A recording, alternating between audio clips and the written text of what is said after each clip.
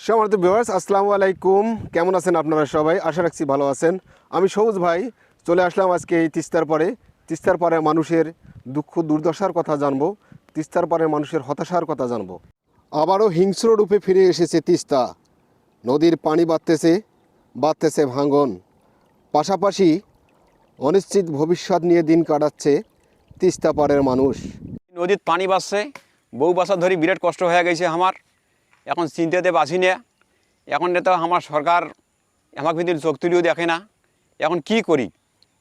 এখন সরকার আমাক অন্য দেশত পেটে দেখ, তাছাড়া আমার কোনো বুদ্ধি নেই।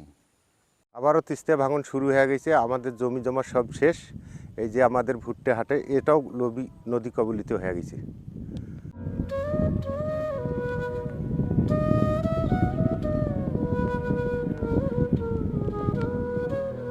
এবার আমাদের নদীর কাজ না করে তাহলে আমাদের বউ বাচ্চা নিয়ে নদীর ভাসি যাওয়া ছাড়া বুদ্ধি নেই। নদী যে যখন ভাঙে এখন যে বাড়ি ঘর ধরি খুব অবস্থা পড়ে যায়। আমরা যে খামো তার কোনো বুদ্ধি পাইনি। ছাওয়া ফর ঘর আছে তাকে যে কোটে ধরি যাবো, সরকার আমার ভিতরে কি দেখেও না, একটুও দেখে না। তিস্তা পাড়ের মানুষ আর এই অনিশ্চিত জীবন চায় না।